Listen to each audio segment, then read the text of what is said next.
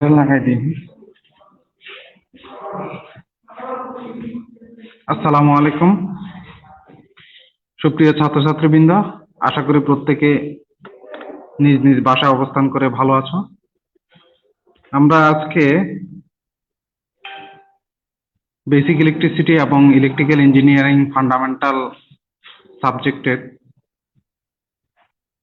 তৃতীয় অধ্যায় ওহমের সূত্রের ব্যাখ্যা বা ওহমের সূত্রের নিয়ে আলোচনা, তৃতীয় অধ্যায়, এবং তার সাথে চতুর্থ বেসিক ইলেকট্রিসিটির হচ্ছে চতুর্থ অধ্যায় এবং ইলেকট্রিক্যাল ইঞ্জিনিয়ারিং ফান্ডামেন্টালের পঞ্চম অধ্যায়ের ইলেকট্রিক্যাল সার্কিটের ধারণা নিয়ে কিছু উপস্থাপন করতে চেষ্টা করব। প্রথমত আমরা ওহমের সূত্র নিয়ে আলোচনা করি, তৃতীয় অধ্যায়, যেটা তোমাদের বইয়ের তৃতীয় অধ্যায়ে আছে। ওহমের সূত্রের ব্যাখ্যা বা বিবরণ হিসেবে আছে, তোমরা একটু দেখে নিবে অধ্যায়টা। ওহমের সূত্র আমরা এখানে দেখতে পাচ্ছি। ওহমের সূত্রের প্রথমে একটু পড়ি। নির্দিষ্ট তাপমাত্রায় কোনো একটি পরিবাহীর মধ্যে প্রবাহিত কারেন্ট ওই পরিবাহীর দুই প্রান্তের বিভব পার্থক্যের সমানুপাতিক এবং রোধের ব্যস্তানুপাতিক। আমরা একটু আসি, যেখানে বলা আছে যে দুই প্রান্তের বিভব পার্থক্যের সমানুপাতিক। এই যে একটা ধরলাম একটা পরিবাহী এ বি, একটা পরিবাহী, একটু খেয়াল করেন, এ বি পরিবাহীর দুই প্রান্তের বিভব পার্থক্য ধরলাম, এখানে ধরলাম ভি এ, আর এ প্রান্তের বিভব পার্থক্য ধরলাম ভি বি। এই পরিবাহীর মধ্যে প্রবাহিত কারেন্ট যদি হয় আই, তাহলে ওহমের সূত্র অনুযায়ী, ওহমের সূত্রে বলা আছে যে নির্দিষ্ট তাপমাত্রায় কোনো একটি পরিবাহীর মধ্যে প্রবাহিত কারেন্ট, অর্থাৎ এই কারেন্ট ওই পরিবাহীর দুই প্রান্তের বিভব পার্থক্যের সমানুপাতিক। এই দুই প্রান্তের বিভব পার্থক্য কি কি? একটা হচ্ছে ভি এ আর একটা হচ্ছে ভিবি।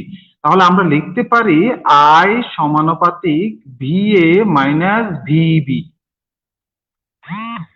আই সমানুপাতিক ভি এ মাইনাস ভিবি, অর্থাৎ দুই প্রান্তের বিভব পার্থক্যের সমানুপাতিকটা হচ্ছে কারেন্টটা, ওই প্রান্তের কারেন্টটা। এখন আমরা আরেকটা জিনিস দেখি, যদি তাই হয় একটু খেয়াল করেন, আই সমানুপাতিক, তাহলে আমরা দেখতে পাইতেছি যে কারেন্টটা, অর্থাৎ ওই পরিবাহীর মধ্যে প্রবাহিত কারেন্টটা পরিবাহীর দুই প্রান্তের বিভব পার্থক্যের সমানুপাতিক, ভি এ মাইনাস ভিবি। এই ভি এ মাইনাস ভিবি কে যদি আমরা ধরি এখানে লিখি, আমরা আলাদা করে ধরি V equal to V A minus VB.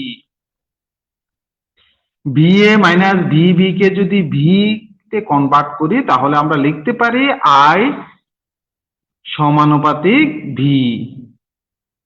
তাহলে দেখতে পাইতেছি যে কোন পরিবাহীর মধ্যে প্রবাহিত কারেন্টটা ওই পরিবাহীর দুই প্রান্তের বিভব পার্থক্যের সমানুপাতিক, অর্থাৎ আই সমানুপাতিক ভি।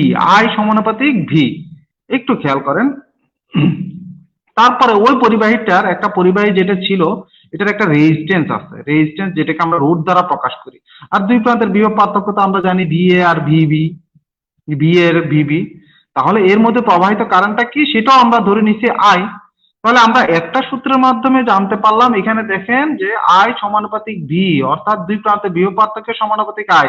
আরেকটা বলা আছে যে এখানে, আবার আরেকটা দেখি, একটু খেয়াল করেন, যে নির্দিষ্ট তাপমাত্রায় কোনো একটি পরিবাহীর মধ্যে প্রবাহিত কারেন্ট ওই পরিবাহীর দুই প্রান্তের বিভব পার্থক্যের সমানুপাতিক এবং রোধের ব্যস্তানুপাতিক। এই দেখেন, রোধের ব্যস্তানুপাতিক কে? কারেন্টটা। কে রোধের ব্যস্তানুপাতিক? কারেন্টটা হচ্ছে রোধের ব্যস্তানুপাতিক। যদি তাই হয়, একটু খেয়াল করেন, এখানে রোধ, রেজিস্ট্যান্স হচ্ছে আর, রোধ হচ্ছে আর। যদি রোধ আর হয়ে থাকে, তাহলে আই সমানুপাতিক 1/r হবে। যেহেতু কারেন্টটা রোধের ব্যস্তানুপাতিক, আমি ওহমের সূত্রটা আবার একটু বলছি, একটু মনোযোগ দাও সবাই, যে কোন একটা পরিবাহীর মধ্যে প্রবাহিত কারেন্ট ওই পরিবাহীর দুই প্রান্তের বিভব পার্থক্যের সমানুপাতিক এবং রোধের ব্যস্তানুপাতিক। আমি আবার বলছি, কোন একটা পরিবাহীর মধ্যে প্রবাহিত কারেন্ট, এই যে পরিবাহীটা দেখতেছে, এই পরিবাহীর মধ্যে এই প্রবাহিত কারেন্টটা কি? আই। এই প্রবাহিত কারেন্টটা এই পরিবাহীর দুই প্রান্তের বিভব পার্থক্যের সমানুপাতিক, অর্থাৎ আই সমানুপাতিক ভি এ মাইনাস ভিবি। বিভব পার্থক্য সমানুপাতিক এবং রোধের ব্যস্তানুপাতিক, অর্থাৎ I সমানুপাতিক 1/R। আমি আশা করি বুঝাতে পারলাম তোমাদেরকে, একটু খেয়াল করো। তাহলে I সমানুপাতিক VA মাইনাস VB আর I সমানুপাতিক 1/R, দুইটা ইকুয়েশন আমরা পেয়েছি এখানে।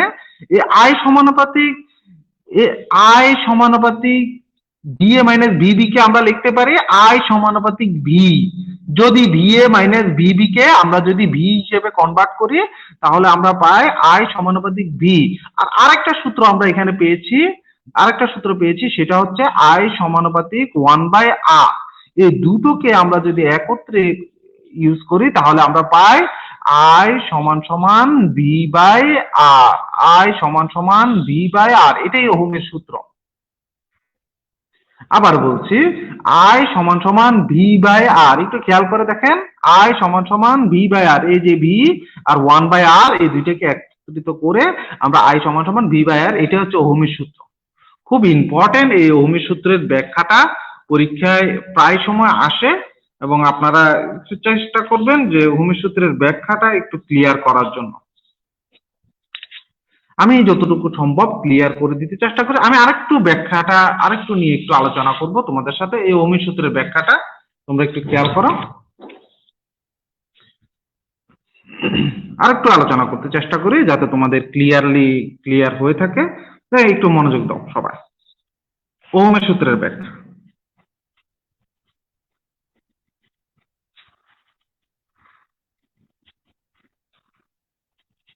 হ্যাঁ, একটু বলিনি তার আগে যে আমি কিছুক্ষণ আগে ওহমের সূত্রটা একটু বলেছিলাম তোমাদেরকে, আবারও বলছি। একটা পরিবাহীর মধ্যে, এই যে একটা পরিবাহী ধরো, এই যে AB একটা পরিবাহী ধরো, সাপোজ AB পরিবাহীর রেজিস্ট্যান্স হচ্ছে, আমি নাম দিচ্ছি, এটা দিচ্ছি A, এটা দিচ্ছি B, আর AB পরিবাহীর রেজিস্ট্যান্স হচ্ছে কি R। AB পরিবাহীর রেজিস্ট্যান্স হচ্ছে R। আর AB পরিবাহীর দুই প্রান্তের বিভব পার্থক্য যেটা, সেটাকে ধরলাম BA আর এদিকে ধরলাম BB। BA আর একটা হচ্ছে BB, দুই প্রান্তের বিভব পার্থক্য। তাহলে আমরা তো ওহমের সূত্রে জানি যে এর মধ্যে প্রবাহিত কারেন্টটা কি, যখন দুই প্রান্তের বিভব পার্থক্য থাকবে, অর্থাৎ ভোল্টেজের যখন ডিফারেন্সটা থাকবে, অর্থাৎ BA আর BB থাকবে, তখনই তার মধ্যে কারেন্ট প্রবাহিত হবে। আর কারেন্টটা হচ্ছে I। ওহমের সূত্রের নিয়ম অনুযায়ী, ওহমের সূত্রে যেটা বলছে সেটা হচ্ছে যে কোন একটা পরিবাহীর মধ্যে প্রবাহিত কারেন্ট, আমি আবার বলছি, কোন একটা পরিবাহীর মধ্যে প্রবাহিত কারেন্ট ওই পরিবাহীর দুই প্রান্তের বিভব পার্থক্যের সমানুপাতিক এবং রোধের ব্যস্তানুপাতিক।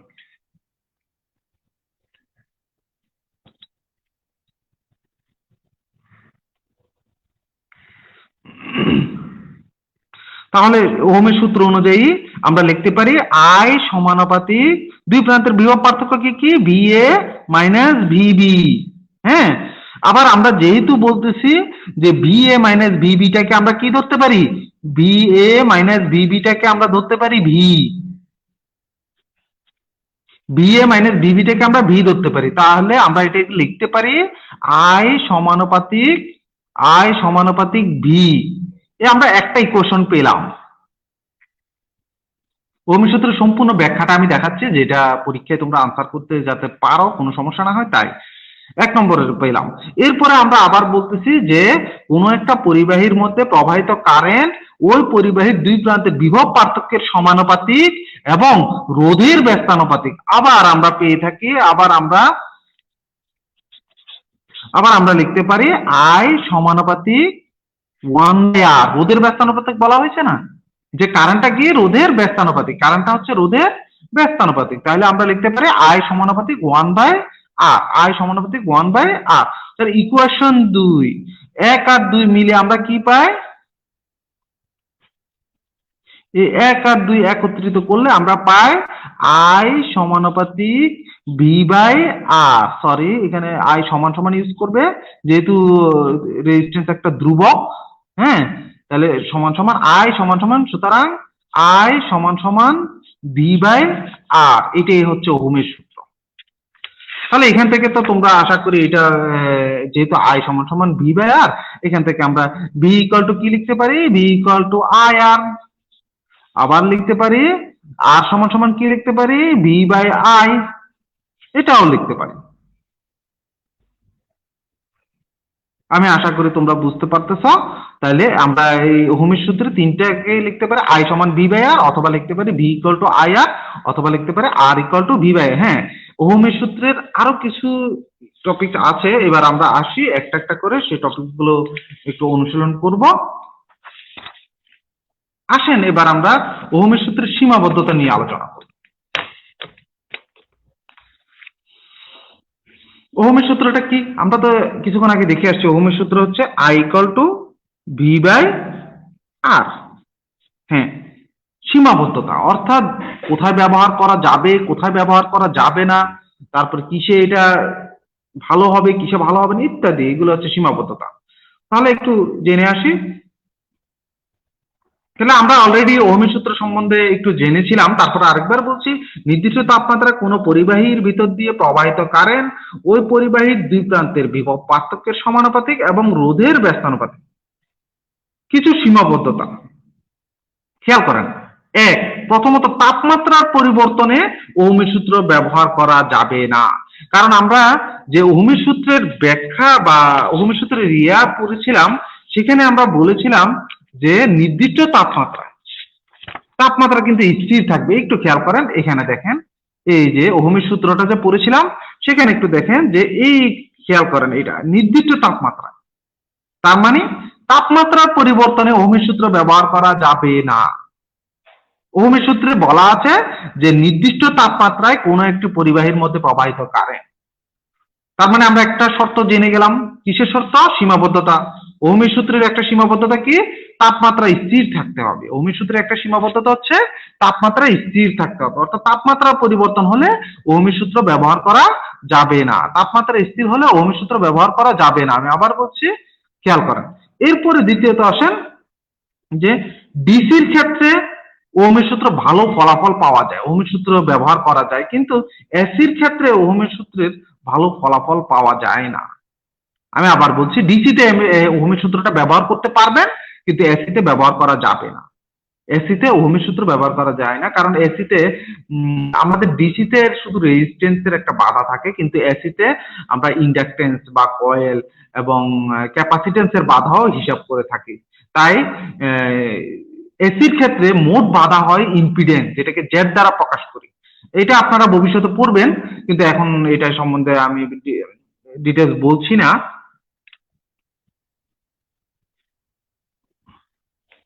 এবার আসেন, তাহলে আমরা কি বললাম? ওহমের সূত্র তাপমাত্রার পরিবর্তনে ওহমের সূত্র ব্যবহার করা যাবে না।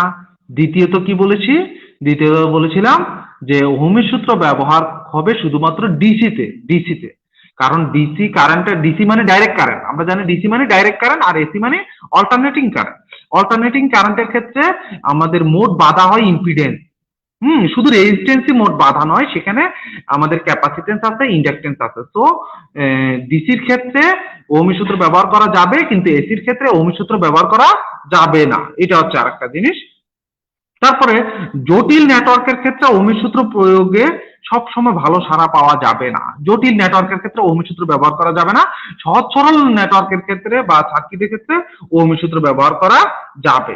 তারপরে আরেকটা জিনিস হচ্ছে, এখানে একটু খেয়াল রাখতে হবে, রেজিস্ট্যান্সের পরিবর্তন হবে না। ওহমের সূত্রকে ইয়া করলে রেজিস্ট্যান্স স্থির থাকবে। আমরা একটা ম্যাথ দেখবো, তারপর আমরা ডিটেইলস আর একটু বুঝতে পারবো। তাহলে আমরা সীমাবদ্ধতাগুলো হালকা আলোচনা করেছি। আমি আশা করি সীমাবদ্ধতাগুলো তোমরা পরীক্ষার হলে আনসার করতে পারবে। এবার আসি, ম্যাথ করার আগে আমরা একটু এককের মানগুলো নিয়ে কিছু আলোচনা করব। এককের মানগুলো নিয়ে কিছু আলোচনা করি, দেখি কি আলোচনা করতে। যেমন এককের মানগুলো নিয়ে আলোচনা করতে হলে প্রথমত একটু মনোযোগ দেন। আমি মার্কার দিয়ে ইউজ করি, তাহলে আপনারা আরো ক্লিয়ারলি বুঝবেন।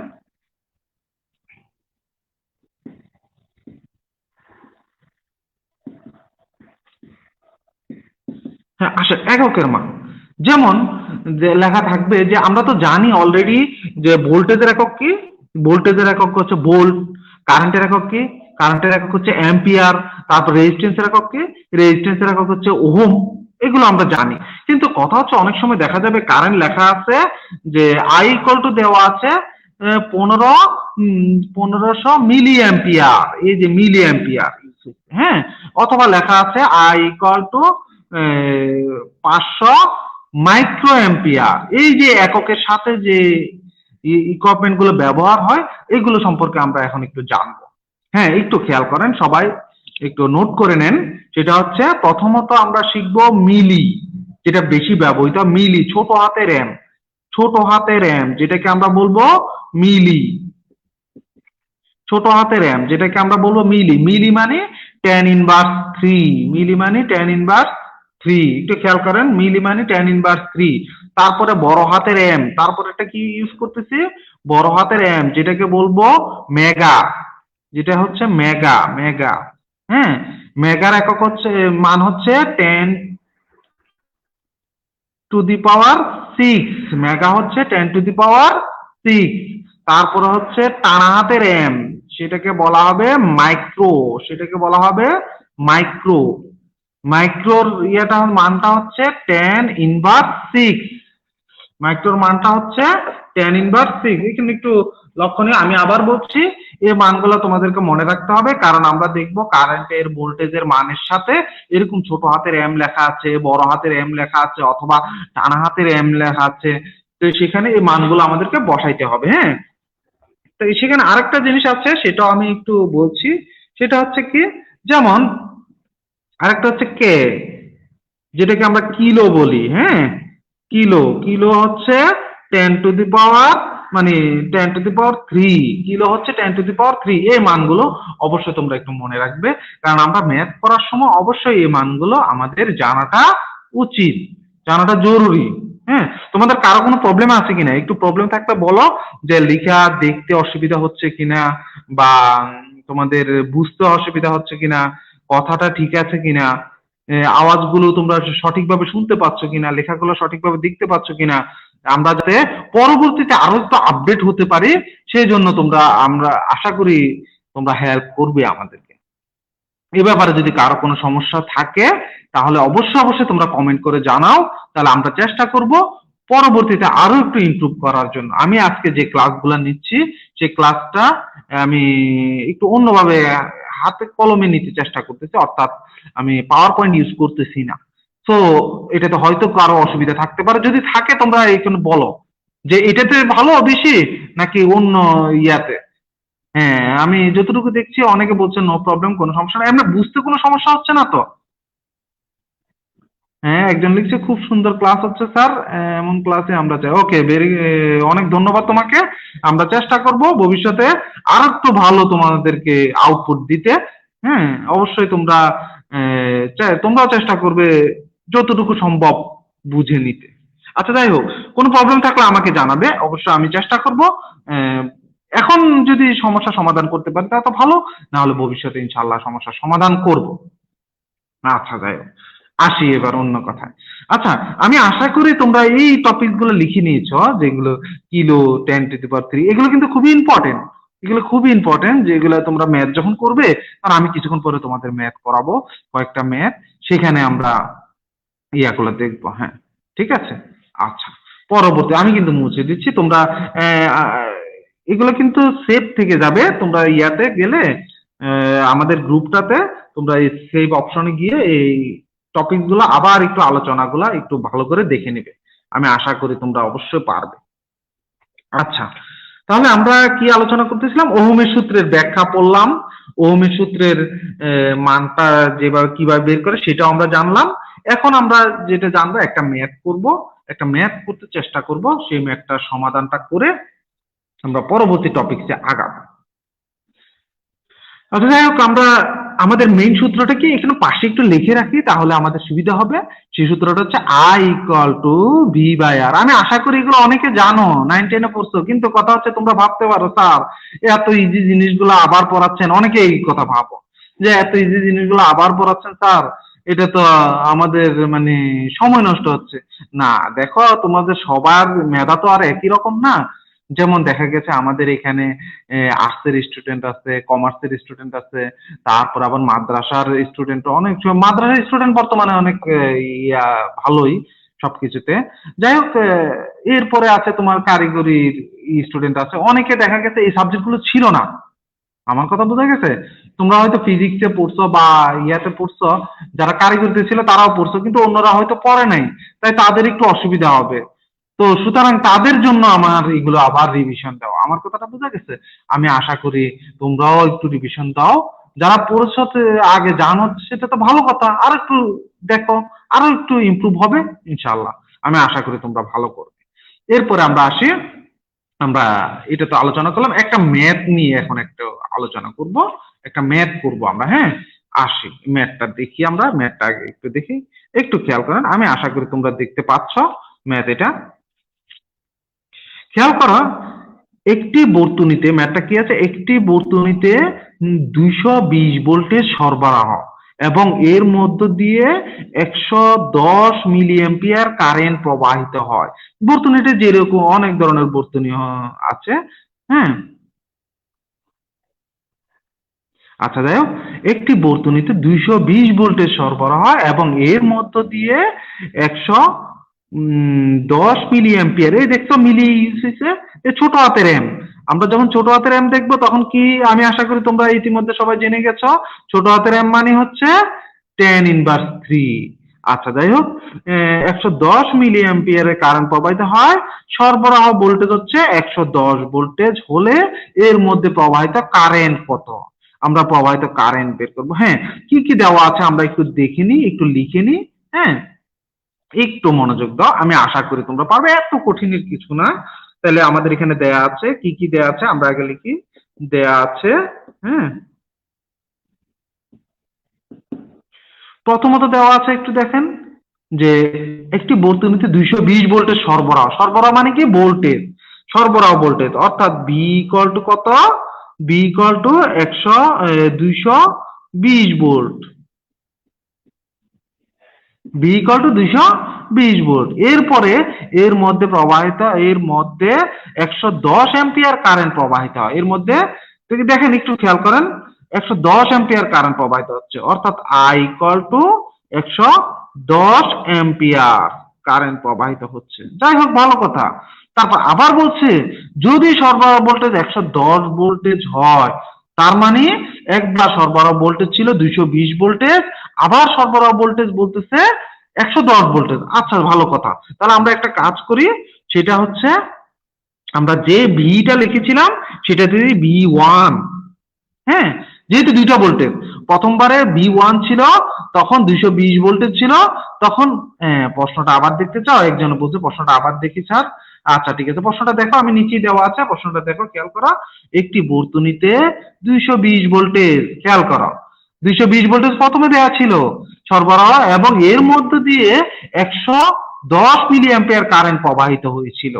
যখন আমরা 220 ভোল্টেজ প্রয়োগ করেছিলাম তখন 110 মিলি অ্যাম্পিয়ার কারেন্ট পেয়েছিলাম, এবং সরবরাহ ভোল্টেজ যখন 110 ভোল্টেজ হলো তখন কারেন্ট কত? তাহলে আমরা কন্ডিশন কয়টা দেখতেছি, যে একবার বি এত হলে আই হয়েছিল এত, আবার যদি বি এত ইউজ করি তাহলে আই কত? আমি আশা করি তোমরা বুঝতে পারছো। হ্যাঁ, একজন প্রশ্ন করছে সিলেবাস কোথায় পাবা। হ্যাঁ, আমি সিলেবাসটা একটু বলবো কিছুক্ষণ পরে, তোমাদেরকে সিলেবাসটা সম্বন্ধে একটু বলবো, না হলে আমাকে মেইল করলে আমি সিলেবাস দিয়ে দেবো, সমস্যা নাই, আমি কিছুক্ষণ পরে বলবো। একটু মনোযোগ দিয়ে এইটা এখন দেখো আপাতত। তাহলে আমরা কি দেখতে পাচ্ছি, তাহলে এখন দেখো আমরা আসি ম্যাথটাতে। V1 যখন ছিল 210 তখন I1 হয়েছিল 110। আবার যখন V2 ইকুয়াল টু, দ্বিতীয়বার কন্ডিশনে যখন V2 ইকুয়াল টু কত, 110, V2 ইকুয়াল টু 110 ভোল্ট, প্রশ্নটা হচ্ছে তখন কারেন্ট ইকুয়াল টু কত, অর্থাৎ তখন I2 ইকুয়াল টু হোয়াট? আমি আশা করি তোমরা এটা বুঝতে পারছো। হ্যাঁ, এই প্রশ্নটা আবার দেখো, একটু প্রশ্নটা একটু দেখো, আমি আবার বলি। একটি বর্তনীতে 220 ভোল্টেজ সরবরাহ ছিল, ভোল্টেজ ছিল 220 ভোল্টেজ, এর মধ্যে দিয়ে 110 মিলি অ্যাম্পিয়ার কারেন্ট প্রবাহিত হয়েছিল, অর্থাৎ প্রথমে V1 যখন প্রয়োগ করেছিলাম V1 ইকুয়াল টু 220, তখন কারেন্ট ছিল 110। আবার যখন সরবরাহ ভোল্টেজ 110 হয়ে গেল, তখন কারেন্ট কত? সরবরাহ ভোল্টেজ যখন 110 হয়ে গেল, তখন কারেন্ট কত? এবার আসি একটু কথায়, আসেন মনে রাখবেন, একটু মনোযোগ দিয়ে এখনের কথাগুলো দেখেন। মনে রাখবেন, একটা ইকুইপমেন্টের মধ্যে, যেমন এটা হোক একটা টিভি হোক, একটা ফ্রিজ হোক, একটা বাল্ব হোক, যেটাই হোক, ইলেকট্রনিক্স ইকুইপমেন্ট বা ইলেকট্রিক্যাল ইকুইপমেন্টের মধ্যে তিনটা জিনিস সম্বন্ধে আমরা আগেই ব্যাখ্যা পেয়েছিলাম। কি কি? আই, এই যে এখানে দেখো, আই, ভি আর আর। কয়টা জিনিস? তিনটা। অর্থাৎ তার মধ্যে প্রবাহিত কারেন্ট, তার মধ্যে ভোল্টেজ, সরবরাহ ভোল্টেজ এবং উহার রেজিস্ট্যান্স। হ্যাঁ, একটু আসি। রেজিস্ট্যান্সটা হচ্ছে, আমরা আগেই পড়েছিলাম, রেজিস্ট্যান্সটা হচ্ছে ওই ইকুইপমেন্টের বৈশিষ্ট্য, ওই উপাদানের বা ওই ইনস্ট্রুমেন্টের বৈশিষ্ট্য, যার কারণে উহার মধ্য দিয়ে প্রবাহিত কারেন্ট বাধাপ্রাপ্ত হয়। হ্যাঁ, একজন প্রশ্ন করছে স্যার মিলি অ্যাম্পিয়ার হবে না? হ্যাঁ হ্যাঁ, মিলি অ্যাম্পিয়ার হবে। আমি তো প্রশ্নটা মনে হয় একটু করছি, মিস্টেক করে ফেলেছি। হ্যাঁ, ধন্যবাদ তোমাকে অনেক। এই যে এখানে লেখা আছে 110 মিলি অ্যাম্পিয়ার, আমি শুধু অ্যাম্পিয়ার লিখেছিলাম। হ্যাঁ, অনেক ধন্যবাদ তোমাকে, খুব সুন্দরভাবে তুমি লক্ষ্য করেছো এই মিলি অ্যাম্পিয়ার। হ্যাঁ, ওকে, ধন্যবাদ। আচ্ছা, এবার আসি, আমি যেটা পড়াচ্ছিলাম সেদিকে আসি। তাহলে আমরা জানি একটা রেজিস্টরের মধ্যে, সরি, একটা ইনস্ট্রুমেন্টের মধ্যে তিনটা জিনিস থাকবে। সেটা হচ্ছে কারেন্ট, আরেকটা হচ্ছে রেজিস্ট্যান্স, আরেকটা হচ্ছে তার ভোল্টেজ। আর রেজিস্ট্যান্সটা কি? ওই ইনস্ট্রুমেন্টের এমন একটা বৈশিষ্ট্য, রেজিস্ট্যান্সটা, এই রেজিস্ট্যান্সটা হচ্ছে কি ওই ইনস্ট্রুমেন্টের এমন একটা বৈশিষ্ট্য। ইনস্ট্রুমেন্ট বলতে সেটা বাতি হতে পারে, সেটা ফ্রিজ হতে পারে, সেটা রেজিস্টার, তোমার কম্পিউটার হতে পারে, ইত্যাদি। ও রেজিস্ট্যান্স হচ্ছে ওই ইনস্ট্রুমেন্টের এমন একটা বৈশিষ্ট্য বা ধর্ম, যার কারণে ওই রেজিস্টার, ওই উপাদানের মধ্যে প্রবাহিত কারেন্টটাকে সে বাধাগ্রস্ত করবে। তাহলে মনে রাখবে, তাহলে এই যে আমি যে পাখাটা ইউজ করতেছি বা বাতিটা ইউজ করতেছি, আমি কিন্তু বাতি, সাপোজ একটু উদাহরণটা একটু পাবে দিই, একটা বাতি ইউজ করতেছি, বাতিটা দেখো, একটু চিত্রে দেখো, আমি একটা এখানে একটা বাল্ব, মনে করো একটা বাল্ব ইউজ করছি, একটু মনোযোগ দাও। এখানে একটা বাল্ব আছে, এখানে এটা হচ্ছে সরবরাহ। সরবরাহ বলতে আমরা লাইন যে ইউজ করি সেটা। আমরা এখানে ধরলাম, এখানে একটা সুইচ দিলাম। আচ্ছা, যাই হোক, সুইচ এবার কন্ট্যাক্ট আছে, বাতিটা জ্বলছে। এখানে ভোল্টেজ প্রয়োগ করতেছি 220 ভোল্টেজ। কত? প্রথমে 220 ভোল্টেজ, বাতিটা জ্বলছে। একটু খেয়াল করো, আমি কিন্তু সুইচ অন, হ্যাঁ, বাতিটা জ্বলছে। এখন যদি আমি ভোল্টেজ এখানে 110 ভোল্টেজ প্রয়োগ করি, 110, প্রথমে ছিল 220, এখন ছিল কত? 110। বাতিটা জ্বলবে, বাতিটা জ্বলবে কিন্তু, হ্যাঁ, কম বেশি হারে বাতিটা জ্বলবে। কিন্তু কথা হচ্ছে, এই আমার প্রশ্নটা হচ্ছে, বাতির ভিতরে যে অভ্যন্তরীণ রেজিস্ট্যান্সটা আছে, এই আটটা, আর এর কোনো পরিবর্তন হয়েছে কিনা তোমরা কি বুঝতেছো? আর এর কোনো পরিবর্তন হয়েছে? আটটা বাতির একটা উপাদান, বৈশিষ্ট্য। এই বাতির একটা বৈশিষ্ট্য বা উপাদান, যার কারণে এর মধ্যে প্রবাহিত কারেন্ট বাধাগ্রস্ত হয়। তাহলে এই আর এর কি কোনো পরিবর্তন হয়েছে? আমি যে 220 ভোল্টেজ থেকে, প্রথমে 220 ভোল্টেজ ছিল, সেটা থেকে যে আমি পরবর্তীতে এখানে সাপ্লাই ভোল্টেজ ইউজ করছি 110 ভোল্ট, এই যে ভোল্টেজের যে পরিবর্তন করলাম, ভোল্টেজের যে পরিবর্তন করেছি, তাতে কি এই রেজিস্ট্যান্সের কোনো পরিবর্তন হয়েছে? আমি আশা করি তোমরা বুঝতে পারছো, রেজিস্ট্যান্সের কোনো পরিবর্তন হয় নাই। অর্থাৎ আমি তো বাতি চেঞ্জ করি নাই, আমি বাতির সরবরাহ ভোল্টেজ চেঞ্জ করছি অথবা কারেন্ট চেঞ্জ করছি। তাহলে মনে রাখবে, একটা ইকুইপমেন্ট যদি আমি ব্যবহার করি, সেটার আমি কারেন্ট ভোল্টেজটাকে পরিবর্তন করতে পারবো, কারেন্ট ভোল্টেজটাকে চেঞ্জ করতে পারবো, কিন্তু কথা হচ্ছে ওই উপাদানের রেজিস্ট্যান্সটা আমি পরিবর্তন করতে পারবো না। তাহলে রেজিস্ট্যান্সের কোনো পরিবর্তন হবে না। আমার কথা আমি আশা করি তোমরা বুঝতে পারছো। তাহলে আমার ভোল্টেজ পরিবর্তন হলে হয়তো কারেন্ট পরিবর্তন হবে, ভোল্টেজ পরিবর্তন হলে হয়তো কারেন্ট পরিবর্তন হবে, কিন্তু কি পরিবর্তন হবে না? রেজিস্ট্যান্স পরিবর্তন হবে না। রেজিস্ট্যান্স কি থাকবে? একই থাকবে, যেহেতু ইনস্ট্রুমেন্ট একই, ইনস্ট্রুমেন্টের কোনো পরিবর্তন হয়নি। তাহলে এখন আসো, আমরা এই একটা কাজ করি, এই যে এখানে মিলি অ্যাম্পিয়ার দেখছি, এই মিলি এম্পিয়ারটা পরিবর্তন করলে কি হবে আমরা অলরেডি জানি 110 ইন্টু 10⁻³ অ্যাম্পিয়ার না। আমি আশা করি তোমরা এটা খুব সুন্দর করে বুঝতে পারছো। 10⁻³ কোথা থেকে আসলো এই মিলির মানটা আমি কিছুক্ষণ আগে তোমাদেরকে ইউজ করে দিছি, কয়েকটা লিখে দিয়েছি, হ্যাঁ ওইগুলো আমি আশা করি তোমরা নোট করে রেখেছো। সেইখানের এই এম এর মান হচ্ছে 10⁻³।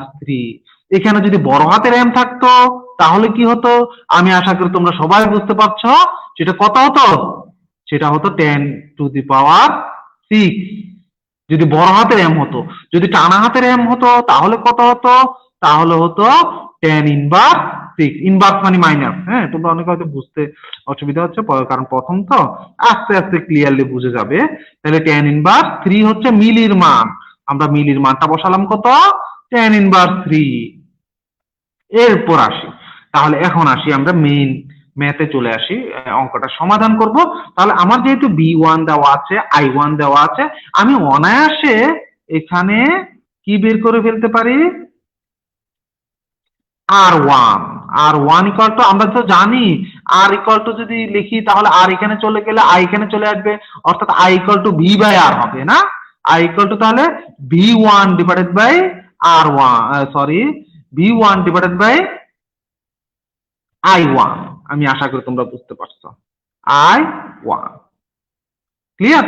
তাহলে আমরা এখন কি করব এখানে জাস্ট কি করব মানটা বসাইয়া দিব। মান কত V1 এর মান কত 220 ভোল্টেজ, হ্যাঁ তারপরে I1 এর মান কত 110 ইন্টু 10⁻³ 110 ইন্টু 10⁻³ আমরা মানটা বসাইয়া দিলাম।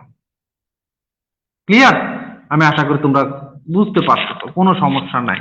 যদি কোনো প্রবলেম থাকে অবশ্যই তোমরা কি করো একটা মেসেজ করো। আমার কিন্তু মেসেজগুলো আমি দেখছি, এটার একটা সুবিধা হচ্ছে আমি মেসেজগুলো পাশে দেখতেছি, যার কারণে আমি তোমাদের খুব সুন্দর করে উত্তরটা দিতে পারবো। হ্যাঁ একজন লিখছে স্যার R1 হবে না।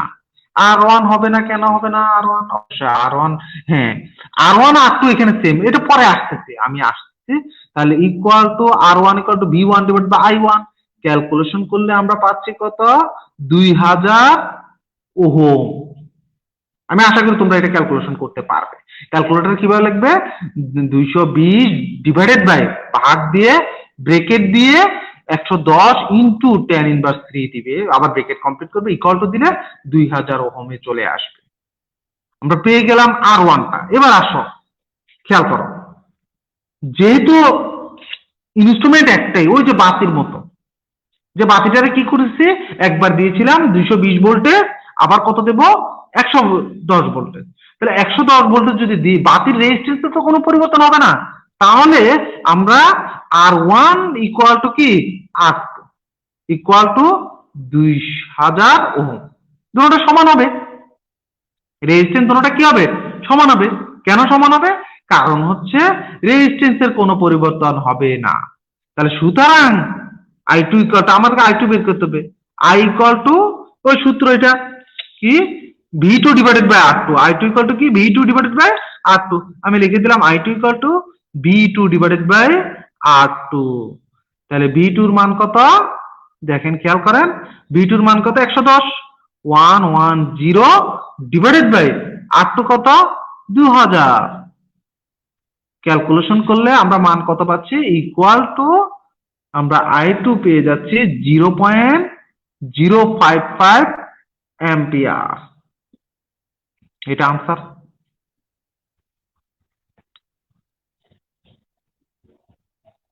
এটাই আনসার, আমি আশা করি তোমরা বুঝতে পারছো।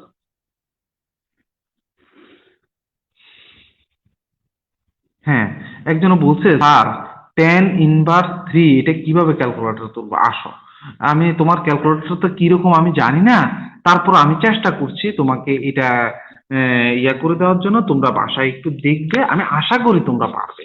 আসো উনার উত্তরটা আমি দিতে চেষ্টা করি।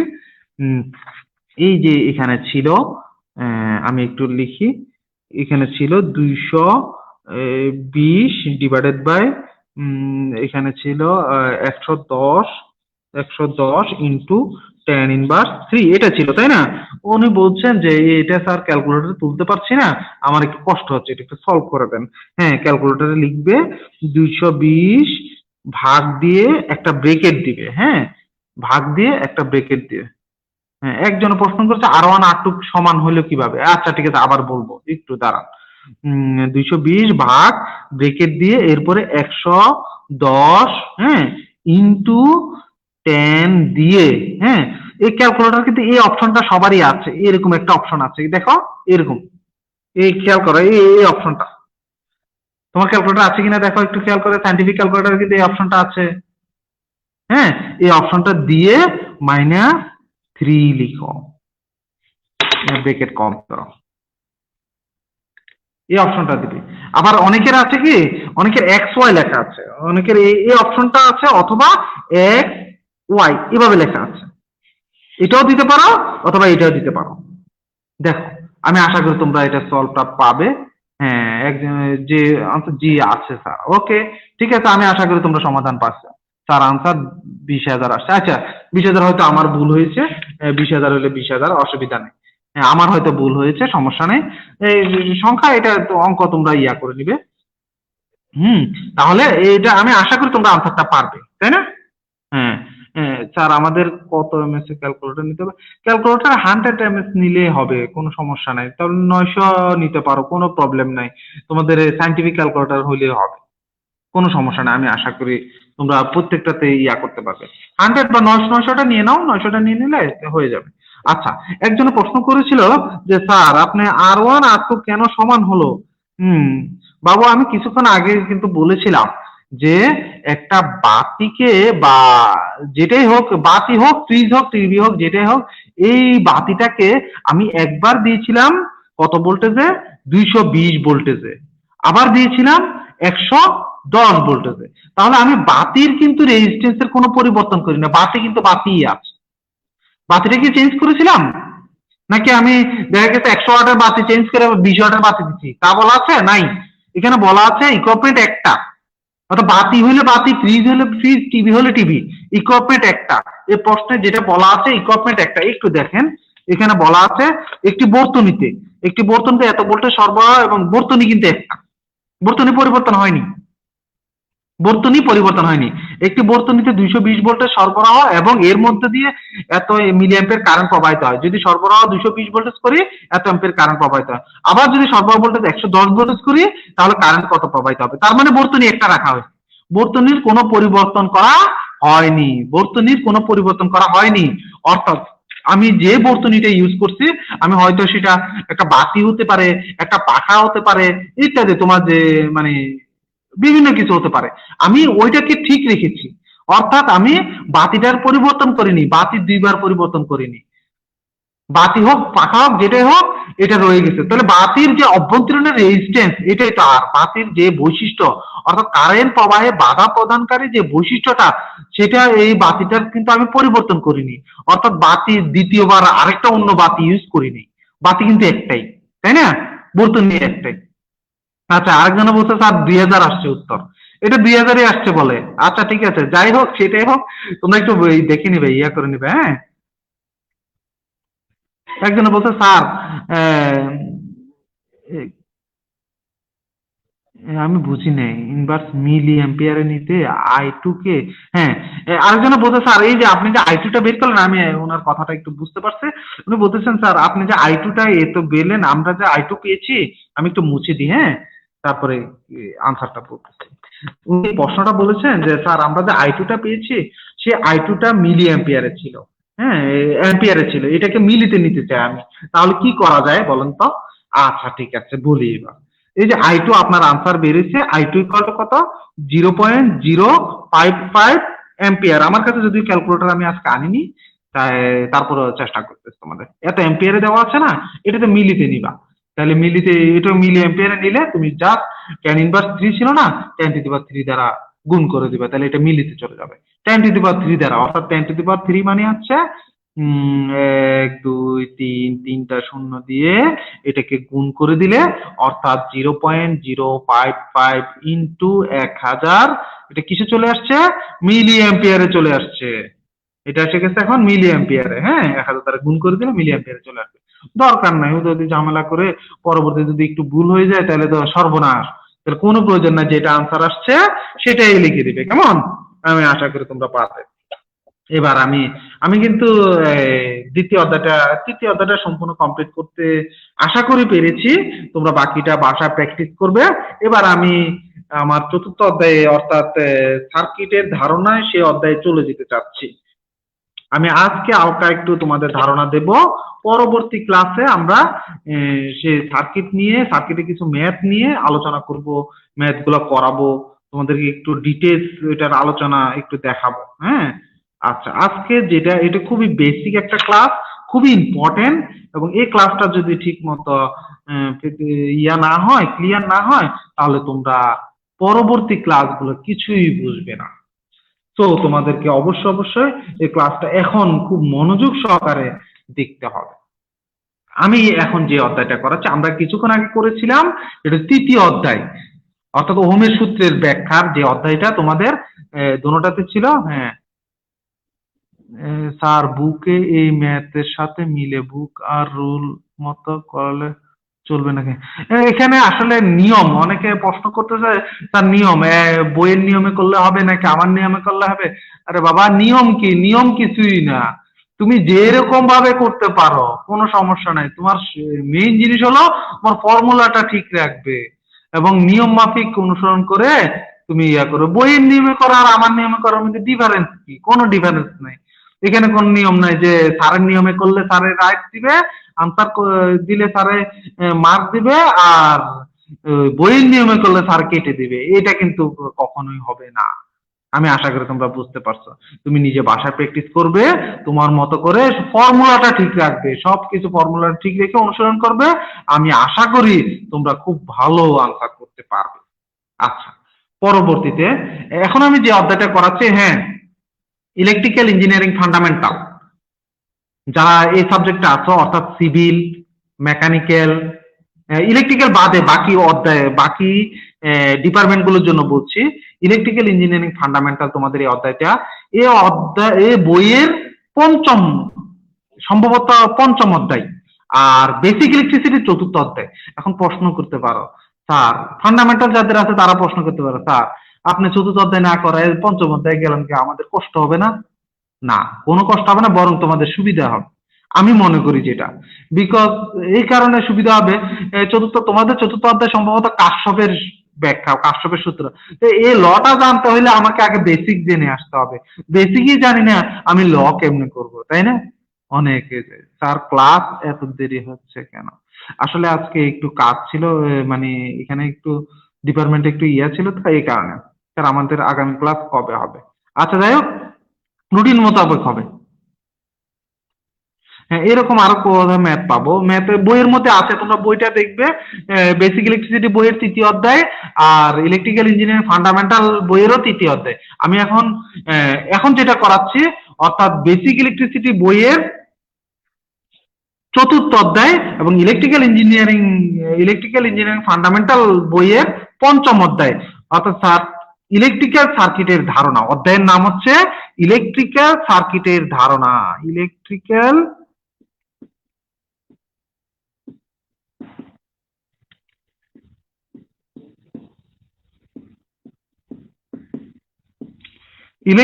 সার্কিটের ধারণা, এই অধ্যায়টা, অর্থাৎ বেসিক ইলেকট্রিসিটির, আমি আবার বলছি, বেসিক ইলেকট্রিসিটির চতুর্থ অধ্যায় এবং ইলেকট্রিক্যাল ইঞ্জিনিয়ারিং ফান্ডামেন্টালের পঞ্চম অধ্যায়। আচ্ছা, ইলেকট্রিক্যাল সার্কিট, আসলে সার্কিটটা কি? হ্যাঁ, সার্কিটের কথা শুনলে একটা আতঙ্ক সৃষ্টি হয়ে যায় সবার মধ্যে, তাই না? আসলে মানে যারা ইলেকট্রিক্যালে পড়ো তারা তো অলরেডি আতঙ্কের মধ্যে আছো, আমি যতটুকু মনে করি আর কি। আসলে আতঙ্কের কিছুই নাই, তোমরা ভুল বুঝতেছ। আর যারা অন্য ডিপার্টমেন্টে আছে তারা বলতেছ ভালো হয়েছে, যাক কপাল ভালো যে ইলেকট্রিক্যালে চান্স পায় না, ইলেকট্রিক্যালে চান্স পাইলে খবর আছিল। হ্যাঁ, এটা ভাববা, এই কিছুক্ষণ পরে যখন সার্কিটের ম্যাথ করা শুরু করবো, এটা ভাবনার মধ্যে চলে আসে। কিন্তু কথা হচ্ছে, তোমরা যদি একটু অনুসরণ করো, তোমার মনে হবে ইলেকট্রিক্যাল ডিপার্টমেন্ট সবচেয়ে সোজা। কারণ সার্কিটের ম্যাথ গুলো আসলে প্যাচ মনে হলো, তুমি যদি অনুশীলনের ফলে তুমি দেখবে এটা মানে অন্যরকম ভাবে সব ক্লিয়ার হয়ে যাবে। আমি আশা করি তোমরা বুঝতে পারবে। আসি, আমরা মেইন টপিকে আসি, ইলেকট্রিক্যাল সার্কিটের ধারণা। আসলে সার্কিটটা কি? সার্কিট প্রথমত সংজ্ঞা হিসেবে আসে সার্কিট। সার্কিট হচ্ছে একটা পথ, একটা পথ হইতে হবে, এক কথায় একটা পথ। কি পথ? যার মধ্যে দিয়ে কারেন্ট প্রবাহিত হতে পারে। তাহলে সার্কিটের সংজ্ঞা শেষ। তাহলে কারেন্ট প্রবাহিত হতে পারে এরকম একটা পথ, পথ হইতে হবে, একটা পথ যার মধ্যে কারেন্ট প্রবাহিত হতে পারে, তাকে সার্কিট বা বর্তনী বলে, সার্কিট বা বর্তনী বলে। এক কথা আমরা ছোট ভাষায় বলতে পারি, কারেন্ট চলাচলের সম্পূর্ণ পথকেই সার্কিট বলে। তাহলে সার্কিট কাকে বলে? কারেন্ট চলাচলের সম্পূর্ণ পথকে সার্কিট বলে। আমি আবার বলছি, কারেন্ট চলাচলের সম্পূর্ণ পথকে সার্কিট বলে। এবার একটা আদর্শ সার্কিটের কিছু উপাদান দেখো। একটা আদর্শ সার্কিট, একটা মানে সার্কিট হতে হলে আদর্শ একটা সার্কিটের কি কি উপাদান থাকা বাঞ্ছনীয় সেটা পড়াচ্ছি।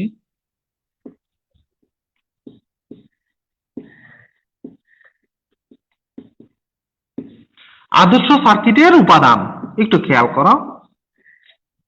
হ্যাঁ,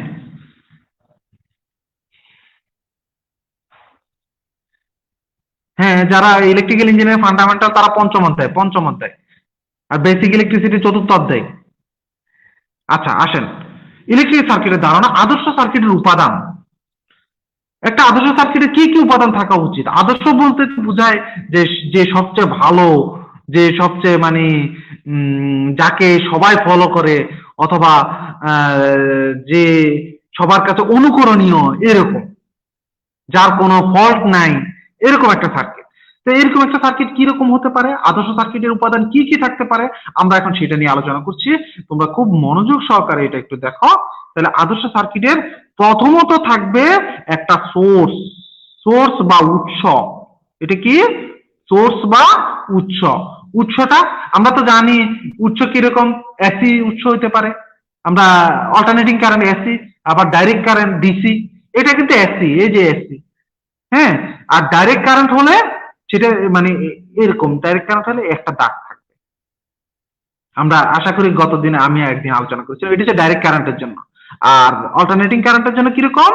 এই অল্টারনেটিং কারেন্টের জন্য। হ্যাঁ, এখন আমরা যে সোর্সটা ইউজ করছি, এখানে একটা সোর্স, বিদ্যুতের একটা সোর্স, এটা জেনারেটর হতে পারে, এটা আমাদের বাসায় যে লাইন আছে 220 ভোল্টেজের, সেই ভোল্টেজের লাইন হতে পারে। এটা একটা সোর্স বা উৎস, সোর্স বা উৎস। কেমন? এটা অবশ্যই খেয়াল রাখতে হবে। সোর্স বা উৎস প্রথম উপাদান। তাহলে আদর্শ সার্কিটের জন্য কি থাকা উচিত? একটা সোর্স থাকা উচিত, উৎস থাকা উচিত, যার মাধ্যমে বিদ্যুৎটা আসবে। হ্যাঁ, সোর্স হিসেবে কি হতে পারে? একটা জেনারেটর হতে পারে। হ্যাঁ, আবার দেখা গেছে আমাদের লাইন হতে পারে, আবার দেখা গেছে ডিসি, ডিসি লাইনও হতে পারে, ব্যাটারি হতে পারে, ব্যাটারি, তারপরে হতে পারে একটা সেল হতে পারে। হ্যাঁ, এগুলো হচ্ছে সোর্স। আসি, এরপরে কি থাকবে? একটা প্রোটেক্টিভ ডিভাইস, অর্থাৎ যা এটা রক্ষা করবে, রক্ষা করবে। আমি একটু ইয়াটা আঁকি, এটা একটা প্রোটেক্টিভ ডিভাইস। প্রোটেক্টিভ ডিভাইস কি? অনেকে প্রশ্ন করতে পারেন, স্যার প্রোটেক্টিভ ডিভাইস কি? রক্ষণ যন্ত্র বলতে পারে আমরা। প্রোটেক্টিভ ডিভাইস কে বলতে পারে রক্ষণ যন্ত্র। প্রোটেক্টিভ ডিভাইস, প্রোটেক্টিভ ডিভাইস কি? আমরা বাসায় ফিউজ ইউজ করি না? সবার বাসায় কিন্তু আছে মেইন সুইচ বলে, অনেকে অনেকে সার্কিট ব্রেকার বলি, বলি না? অবশ্যই বলি যে সার্কিট ব্রেকার আছে, মেইন সুইচ আছে, এইগুলি হচ্ছে প্রোটেক্টিভ ডিভাইস, যে রক্ষা করে। তার কাজ কি? রক্ষা করা। তার কাজ কি? রক্ষা করা। অর্থাৎ প্রোটেক্টিভ ডিভাইস হচ্ছে এমন একটা ডিভাইস যা পূর্ব নির্ধারিত কারেন্টের চেয়ে যদি অতিরিক্ত কারেন্ট প্রবাহিত হয়, তখন সার্কিটকে সে বিচ্ছিন্ন করে দেয়, লাইনকে সে বিচ্ছিন্ন করে দেয়। এই যে প্রোটেক্টিভ ডিভাইস এখানে ইউজ করছি, এই প্রোটেক্টিভ ডিভাইসের কাজ হলো, যদি সার্কিটের মধ্যে দিয়ে অতিরিক্ত কারেন্ট, ওর মধ্যে একটা নির্ধারিত কারেন্ট প্রবাহিত হতে পারবে, এর মধ্যে দিয়ে, এই প্রোটেক্টিভ ডিভাইসের মধ্যে একটা নির্ধারিত কারেন্ট প্রবাহিত হতে পারবে। মনে করো সাপোজ 2 এম্পিয়ার কারেন্ট, অর্থাৎ 2 এম্পিয়ার কারেন্ট এর মধ্যে প্রবাহিত হতে পারবে। কিন্তু যদি কোনো ক্রমে লাইনের মধ্যে 3 এম্পিয়ার কারেন্ট প্রবাহিত হয়, অথবা 2 এর চেয়ে বেশি প্রবাহিত হয়, তখনই এই ফিউজটা পুড়ে যাবে, অথবা সার্কিট ব্রেকারটা ট্রিপ করবে, করে এর মধ্যে দিয়ে আর কারেন্ট প্রবাহিত হতে দেবে না। আচ্ছা, আমরা আগে লিখি, এটা হচ্ছে কি? Protective device.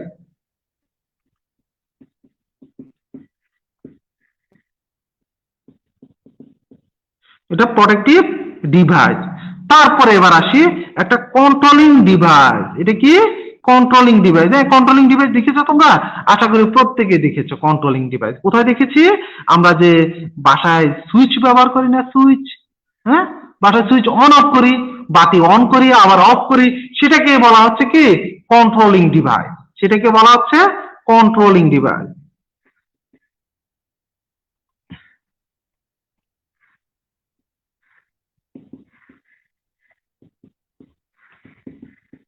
তাহলে একটা কন্ট্রোলিং ডিভাইস সুইচ, হ্যাঁ। তারপরে কি থাকতে পারে? এরপরে থাকতে পারে লোড। লোড বলতে কি বোঝায়? তারা আবার কি কয় লোড আবার কি? লোড হচ্ছে বাতি হতে পারে, ফ্রিজ হতে পারে, টিভি হতে পারে, তোমার যেটা বাসায় যেটা আছে সবগুলোই এক একটা লোড। আমি এখানে একটা বাতি দিলাম, আমি এখানে কি দিয়েছি? একটা বাতি দিয়েছি।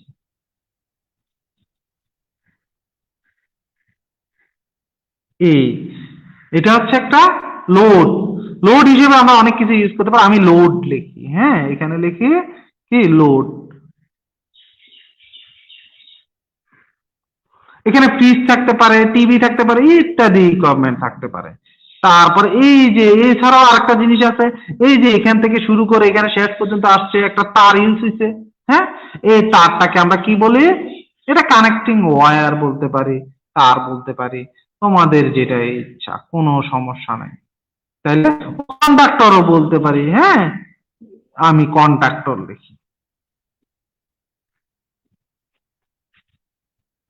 তাহলে কি দেখতে পেলাম? একটা আদর্শ সার্কিটের জন্য কয়টা উপাদান থাকা জরুরি? আমি আশা করি তোমরা অলরেডি দেখে ফেলছো। কয়টা? 5টা। কি কি? প্রথমত থাকতে হবে একটা সোর্স বা উৎস, দ্বিতীয়ত থাকতে হবে প্রোটেক্টিভ ডিভাইস, যেটাকে বলি মেইন সুইচ বা সার্কিট ব্রেকার, হ্যাঁ, মেইন সুইচ বা সার্কিট ব্রেকার। তারপরে কি থাকতে হবে? একটা কন্ট্রোলিং ডিভাইস। যদি কন্ট্রোলিং ডিভাইস না থাকে, ওই বাতিটা কি সবসময় জ্বালানো থাকবে? বাতিটা যখন আমাদের প্রয়োজন তখন জ্বালাবো, আবার যখন প্রয়োজন না তখন নিভিয়ে দেবো। তো তাহলে কি থাকতে হবে? একটা কন্ট্রোলিং ডিভাইস থাকতে হবে, একটা লোড থাকতে হবে। লোড হিসেবে টিভি, ফ্রিজ যা আছে বাসার মধ্যে সব ইউজ করতে পারি, কোনো সমস্যা নেই। তারপরে আসে কানেক্টিং ওয়্যার।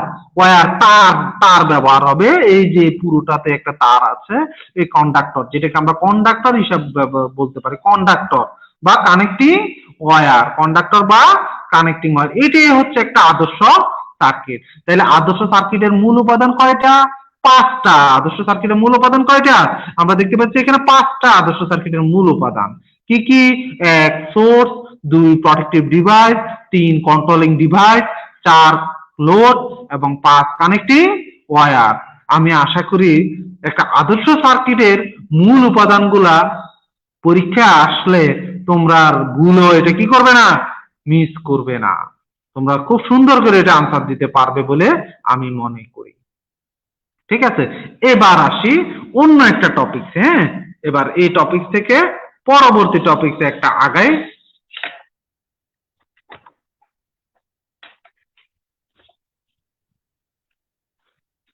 হালকা কিছু আলোচনা করব আজকে।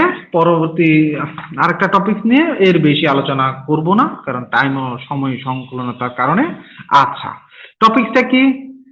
এখন যে আমরা যে টপিকটা আলোচনা করব সেটা হচ্ছে সার্কিট। তো পড়লাম, আদর্শ সার্কিটের ধারণা পড়লাম, হ্যাঁ, উপাদান। এবার সার্কিট সাধারণত 3 প্রকার। কয় প্রকার? 3 প্রকার। সার্কিট কয় প্রকার? 3 প্রকার। কি কি?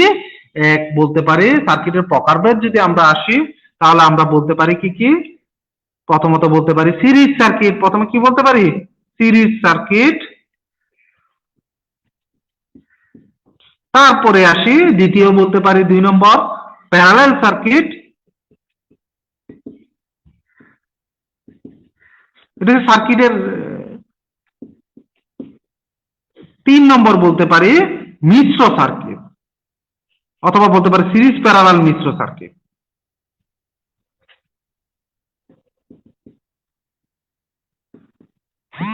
সিরিজ প্যারালাল মিশ্র সার্কিট আমরা বলতে পারি, হ্যাঁ। তাহলে এবার আসি আমরা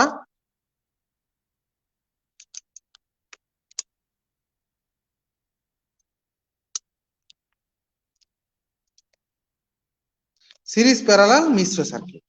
এবার আসি সিরিজ সার্কিটটা একটু দেখি, প্যারালাল সার্কিট একটু দেখি। আজকে এই নিয়ে একটু ক্লাসটা শেষ করব আমরা। কারণ আমরা প্রথমে বলেছি কি সিরিজ সার্কিট। সিরিজ সার্কিট সম্বন্ধে একটু দেখি। সিরিজ সার্কিট আমি আশা করি তোমরা খুব ভালো বুঝতে পারবে। সিরিজ সার্কিট আমি আবার বলছি, কারো কোনো প্রবলেম আছে কিনা, কেউ দেখতে সমস্যা কিনা, বা আমার কথা বুঝতে সমস্যা কিনা ইত্যাদি সম্পর্কে একটু আমাদের মেসেজ দাও, যাতে আমরা পরবর্তী টপিকসে, পরবর্তী ক্লাসে তোমাদেরকে আরো উন্নত ভাবে, আরো আধুনিক ভাবে দেখাতে সমর্থ হই। তোমাদের এই ক্লাসগুলা উপস্থাপনের মাধ্যমে, তোমাদের কমেন্টের মাধ্যমে আমরা আরো সামনে তোমাদেরকে আরো ভালোভাবে উপস্থাপন যাতে করা যায় সেই চেষ্টাটা আমরা অব্যাহত রাখবো ইনশাআল্লাহ। আচ্ছা, আমরা একটা সিরিজ সার্কিট দেখি। আচ্ছা, একজন প্রশ্ন করেছে, স্যার সার্কিটে শর্ট বলতে কি বোঝা? আচ্ছা, শর্ট সার্কিট এটা তোমরা আশা করি পরে বুঝতে পারবে। শর্ট সার্কিট বলতে যখন ফেজ নিউট্রাল একত্রিত হয়ে যায় তখন একটা শর্ট সার্কিট হয়ে যায়। যখন তোমার এই লোডটা যখন থাকবে না, এই যে দেখো, যেমন এখানে যদি এই সার্কিটে এই লোডটা যদি না থাকতো, এইটা এই দুইটা যদি একসাথে কানেক্ট হয়ে যেত, এভাবে যদি কানেক্ট হয়ে যেত, তখন এটা শর্ট সার্কিট হয়ে গেছে, শর্ট হয়ে গেছে। অথবা আর্থের সাথে শর্ট হইতে পারে। শর্ট সার্কিট বিভিন্ন ধরনের হতে পারে। আচ্ছা, সেটা পরে আস্তে আস্তে জানতে পারবে তোমরা। আচ্ছা, সিরিজ সার্কিট পড়াচ্ছিলাম আমি। আসি, একটা সিরিজ সার্কিট আঁকি। সিরিজ সার্কিট যখন দুই বা ততোধিক রেজিস্টর, যখন রেজিস্টর মানে রোধ, আমরা তো আগে জানা আছে এই রেজিস্টর একটা, দুটো, তিনটা, এইভাবে এইভাবে অনেক দিতে পারি। ডটে ডটে দিলাম, এবার এন সংখ্যক দিলাম। কয়টা দিলাম? এন সংখ্যক দিলাম।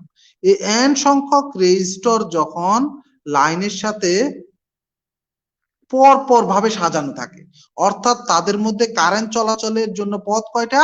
মাত্র একটা পথ। আমি একটু খেয়াল করো, দেখো, এই যে এটা যদি সরবরাহ ভোল্টেজ যদি এখানে প্রয়োগ করি, আর এখানে যদি কারেন্টটা যদি হয় আই, দেখো খেয়াল করো, এই কারেন্টটা যাচ্ছে, আই কারেন্ট যাচ্ছে, এদিক দিয়ে গিয়ে এই আই কারেন্টই যাবে।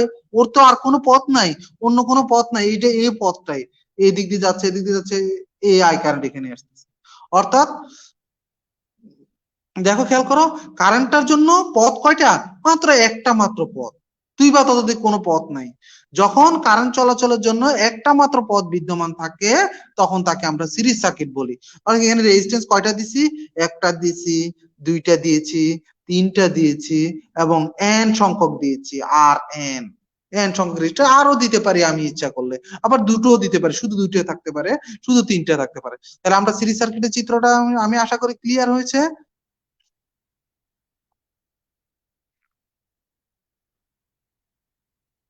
হ্যাঁ, ক্রম অনুসারে সাজানো থাকবে। একজন বলছে ক্রম অনুসারে সাজানো থাকবে। হ্যাঁ, এটাকে বলা হয় সিরিজ সার্কিট। অর্থাৎ পর পর, হ্যাঁ, পর পর সাজানো থাকবে। এবং আমরা কিভাবে বুঝবো যে কারেন্ট চলাচলের জন্য কয়টা পথ আছে? একটা পথ আছে, তখন বুঝে নেবো এটা হচ্ছে সিরিজ সার্কিট। কারেন্ট চলাচলের জন্য কয়টা পথ আছে? একটা পথ আছে, তখন আমরা বুঝে নেবো সেটা হচ্ছে সিরিজ সার্কিট। আর যখন দেখবো কারেন্ট চলাচলের জন্য দুই বা ততোধিক পথ আছে, যেমন আমি একটু যে চিত্রে দেখাই, একটু দেখো, খেয়াল করো, একটা প্যারালাল সার্কিট দেখাই, তখন তোমরা আর একটু ক্লিয়ার হবে।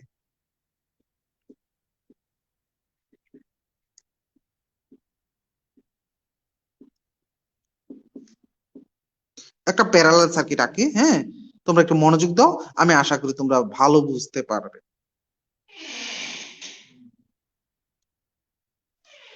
একটা, দুটো, তিনটা, এন সংখ্যক দিলাম। হ্যাঁ, এটা ডটে ডটে দিলাম আমি এখানে, এন সংখ্যক, এনটা। সরবরাহ ভোল্টেজ দিলাম এখানে, সোর্স বা উৎস। এখানে খেয়াল করো, দেখো খেয়াল করো, এটা হচ্ছে R1 রেজিস্টর, এটা R2 রেজিস্টর, এটা R3 রেজিস্টর, এটা হচ্ছে RN রেজিস্টর। হ্যাঁ, এখানে দেখো কারেন্টটা এইদিকে এসে একটা কারেন্ট আসছে আই। এই আই কারেন্টটা এখানে আসার সময় এইখানে একটা পথ, আবার এইখানে একটা পথ, দেখছো কয়টা পথ হয়ে গেছে? দুটো পথ হয়ে গেছে, ভাগ হয়ে গেছে না কারেন্ট? তাহলে এখানে যাবে ধরো I2, এদিকে যাবে কত? I1। তাহলে কারেন্টটা দুই ভাগ হয়ে গেছে। আবার এই কারেন্টটা এদিকে এসে এই I2টা এসে এইদিকে একটা কারেন্ট যাবে, আবার এইদিকে একটা কারেন্ট যাবে, আবার এই কারেন্টটা এদিকে এসে এইদিকে একটা কারেন্ট যাবে, এইদিকে একটা কারেন্ট যাবে। খেয়াল করে দেখো, কারেন্ট চলাচলের জন্য অসংখ্য পথ আছে। তাহলে প্যারালাল সার্কিট আমরা কিভাবে বুঝবো? যখন দেখবো দুই বা ততোধিক রেজিস্টরের মধ্যে দিয়ে কারেন্ট চলাচলের জন্য একাধিক পথ বিদ্যমান, তখন সেটা হচ্ছে একটা প্যারালাল সার্কিট। আমরা সুন্দরভাবে যদি বলতে চাই, তাহলে প্যারালাল বর্তনীর রেজিস্ট্যান্স হবে এমনি যে একাধিক রেজিস্টর বা লোডের প্রতিটিকে বৈদ্যুতিক উৎসের আড়াআড়িতে এমন ভাবে সংযোগ করা হয় যাতে কারেন্ট প্রবাহের জন্য একাধিক পথ বিদ্যমান। এইরূপ সার্কিটকে আমরা বলতে পারি কি? Parallel circuit. তাহলে সিরিজ সার্কিট কাকে বলে আমি আবার বলছি, একটু মনোযোগ দাও, সবাই একটু মনোযোগ দাও। সিরিজ সার্কিট কাকে বলে? দুই বা ততোধিক রেজিস্টর বা লোড, আমাদের তো রেজিস্টর, এখানে রেজিস্টর ইউজ করা হয়েছে, দেখো এখানে রেজিস্টর, এই যে রেজিস্টর, দুই বা ততোধিক, আমি আবার বলছি, দুই বা ততোধিক রেজিস্টর বা লোড একের পর এক সংযোগ করে বৈদ্যুতিক উৎসের আড়াআড়িতে, উৎস হচ্ছে এটা, হ্যাঁ, বৈদ্যুতিক উৎসের আড়াআড়িতে এমন ভাবে সংযোগ করা হয় যাতে কারেন্ট প্রবাহের জন্য, এই যে কারেন্ট প্রবাহের জন্য একটা মাত্র পথ বিদ্যমান থাকে। এই রূপ সার্কিটকে বলা হয় সিরিজ সার্কিট। আমি আশা করি তোমরা সিরিজ সার্কিট বুঝতে পেরেছো। সিরিজ সার্কিটে কারেন্ট চলাচলের জন্য একটা মাত্র পথ থাকে। আর প্যারালাল সার্কিট কখন হবে? যখন কারেন্ট চলাচলের জন্য দুই বা ততোধিক পথ থাকে। বা প্যারালাল সার্কিটের সংখ্যাটা একবার বলি, একাধিক রেজিস্টর বা লোডের, একাধিক রেজিস্টর, এই যে R1 R2 R3 Rn, একাধিক রেজিস্টর বা লোডের প্রতিটিকে বৈদ্যুতিক উৎসের আড়াআড়িতে সংযোগ করা আছে। দেখো এই যে এই লোডের আড়াআড়িতে R1, আবার এই লোডের আড়াআড়িতে R2, এই লোডের আড়াআড়িতে R3, এই লোডের আড়াআড়িতে Rn। তার মানে প্রত্যেকটা রেজিস্টরকেই, লোডের প্রত্যেকটা রেজিস্টর বা লোডকেই বৈদ্যুতিক উৎসের আড়াআড়িতে এমন ভাবে সংযোগ করা হয়েছে যেন তাদের মধ্যে কারেন্ট চলাচলের জন্য দুই বা ততোধিক পথ থাকে। হ্যাঁ, একজন বলছে যে Rn সংখ্যক মানে কি? Rn সংখ্যক মানে হচ্ছে তোমার দেখা গেছে কি আমি 5টা নিলাম বা 10টা নিলাম, আমি না নিলাম অসুবিধা নেই, আমি Rn দিলাম না, কোনো প্রবলেম নেই। Rn বলতে সংখ্যা, অর্থাৎ এটা 5টাও হতে পারে, 10টাও হতে পারে। এখন আমি 3টাই রাখলাম, এই যে 3টা রাখলাম, কোনো সমস্যা নেই। হ্যাঁ, এই ডটেড দিয়ে এটা লেখা মানে হচ্ছে এরকম আরো থাকতে পারে, ডটেড একটা দিলাম মানে এরকম আরো থাকতে পারে। কতটা? এন সংখ্যক, অর্থাৎ 5টা হইলে 5টা দেব, 10টা হলে 10টা দেব, এটাকেই বলা হয়েছে যে Rn সংখ্যক। আমি আশা করি তোমরা বুঝতে পারছো। হ্যাঁ, তোমাদের কোনো প্রবলেম থাকলে আমি যতটুকু সম্ভব চেষ্টা করব সলভ করে দিতে। আমরা আজকে সিরিজ সার্কিট এবং প্যারালাল সার্কিট নিয়ে বুঝাতে চেষ্টা করেছি। আমি জানি না তোমরা বুঝতে পেরেছো কিনা, আমি চেষ্টা করেছি আমার যথাসাধ্য তোমাদেরকে সম্পূর্ণভাবে বুঝাতে। এর মধ্যে যদি কিছু ত্রুটি থেকে থাকে তোমাদের কাছে ক্ষমা চেয়ে নিচ্ছি, এবং ভবিষ্যতে আরো একটু ক্লিয়ার করে পড়াবো বলে আশা ব্যক্ত করছি। প্রত্যেকে ভালো থাকবে, প্রত্যেকে করোনা মহামারীর সময় নিজেকে যতটুকু সম্ভব সেভ রেখে পারিবারিক কার্যকলাপে অংশগ্রহণ করবে বলে আশা করি। এছাড়াও তোমরা পড়াশোনাটা চালু রাখবে। একজন প্রশ্ন করেছেন, আমি একটু বলি, একজন প্রশ্ন করেছেন যে মিশ্র সার্কিটটা কি? হ্যাঁ, এই যে যখন সিরিজ প্যারালাল একসাথে হয়ে যাবে তখন সেটাকে মিশ্র সার্কিট বলবে, অর্থাৎ সিরিজও থাকবে প্যারালালও থাকবে। আমরা তো প্যারালাল সার্কিট দেখলাম, সিরিজ সার্কিট দেখলাম, মিশ্র সার্কিটও একটা এঁকে দেখাই। উনি যখন প্রশ্নটা বলছেন তাহলে ওনার আনসারটা একটু দিয়ে দিই, তাহলে ওনার একটু মনটা একটু খুশি হবে যে স্যারে আমার কথাটা একটু শুনেছিল। যে আমি বলেছিলাম যে মিশ্র সার্কিটটা কি, স্যারে সুন্দর করে একে বুঝাতে চেষ্টা করেছে। আচ্ছা, মিশ্র সার্কিট বললে সেখানে আপনার সিরিজ থাকবে একটা, প্যারালাল থাকবে, মানে সিরিজও থাকবে প্যারালালও থাকবে, একসাথে মিক্স থাকবে আর কি। সিরিজ প্যারালাল সবগুলো একসাথে থাকবে। যেমন আমি একটা সার্কিট রাখি, একটা মিশ্র সার্কিট রাখি, দেখেন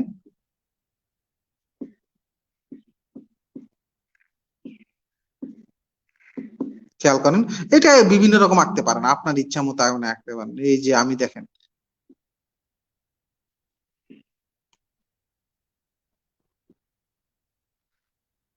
আমি একটা সোজাই একটা সার্কিট আঁকতে চেষ্টা করেছি। দেখেন এ নাম দিলাম R1, R2, R3 এবং Rn। এই যে দেখেন এটা একটা মিশ্র সার্কিট। খেয়াল করেন এখানে যদি সরবরাহ ভোল্টেজ যদি V হয়, এখানে প্রবাহিত কারেন্ট, এটা হচ্ছে মেইন কারেন্ট, এখানে যে কারেন্টটা থাকবে এটা হচ্ছে মেইন কারেন্ট। কিন্তু এই মেইন কারেন্টটা এসে এখানে কয় ভাগ হয়ে যাবে? 2 ভাগ হয়ে যাবে। দেখেন এখানে 1 ভাগ যাবে আর এইখানে 1 ভাগ যাবে। মনে রাখবেন কিছু পরবর্তী টপিকসে পড়াবো। সিরিজে কারেন্ট সমান, প্যারালালে ভোল্টেজ সমান, এগুলো ভাগ আপনারা বুঝতে হবে, নাইলে হবে না। আমি এখন আর ডিটেলস ওইদিকে যাচ্ছি না, কারণ এটা আর একটু ডিটেলস পড়াতে হবে আপনাদেরকে। আচ্ছা, আপনি মিশ্র সার্কিট জানতে চেয়েছেন, সো আমি মিশ্র সার্কিটে একটা চিত্র আপনাকে এঁকে দেখাতে চেষ্টা করেছি। বেশ, আমরা আজকে এতটুকু শেষ করতে চাই। পরবর্তী ক্লাসে আমরা সিরিজ সার্কিট, প্যারালাল সার্কিটের বৈশিষ্ট্য নিয়ে আলোচনা করব। সম্ভবত আমাদের সিরাজ স্যার, যিনি তোমাদের রবিবারে না সোমবারে, রবিবারে ক্লাস নেয়, উনি হয়তো তোমাদের সিরিজ প্যারালালের বৈশিষ্ট্য, তারপর সিরিজ প্যারালালের যে উপাদানের যে উপাদানগুলো, এরপরে প্রমাণগুলো, এগুলো উনি দেখাবেন। আমি পরবর্তীতে এসে তোমাদের ম্যাথ গুলো করাবো। আশা করি প্রত্যেকে ভালো থাকবে, সবার সুস্বাস্থ্য কামনা করে আজকে এতটুকুই। সবাই ভালো থাকবে। আসসালামু আলাইকুম, ধন্যবাদ সকলকে। ও আরেকটু প্রশ্ন। একজন বলছে স্যার সিলেবাসটা আমি ভুলে গিয়েছিলাম, মানে আবার সিলেবাসের কথা আমার একটু বলেছে। সিলেবাসটা তোমরা www.bteb.gov.bd www.bteb.gov.bd এই ওয়েবসাইটে তোমাদের সিলেবাস সম্পূর্ণ এখানে আছে, ওইখান থেকে ডাউনলোড করে নিবে। হ্যাঁ, আর যদি কেউ সিলেবাসটা ডাউনলোড করতে না পারো, তাহলে সে আমাকে একটা মেইল করবে। আমার মেইল নম্বরটা আমি লিখে দিচ্ছি, এটার সবাই ইয়া করে না। আমার মেইল নম্বরটা হচ্ছে SOHANA@bspi.c, তো এদিকে চলে আসছে, আমি এটা মুছে দিচ্ছি।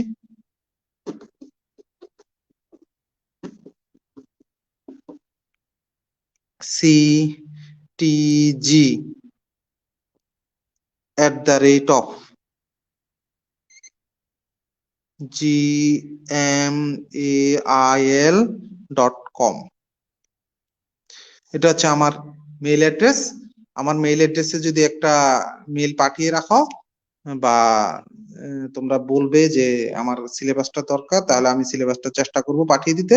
আর না হলে তোমরা অবশ্যই অনেক, মানে সব ধরনের সিলেবাস, তোমাদের তো শুধু এই সাবজেক্টের সিলেবাস হইলে হবে না, তাই না? তোমরা যেমন যারা ইলেকট্রিক্যাল ইঞ্জিনিয়ারিং ফান্ডামেন্টাল আছো, যারা সিভিলের আছো, সিভিলের সাবজেক্ট আছে, তো তারা কি করবা, সবগুলো সিলেবাসের জন্য www.bteb.gov.bd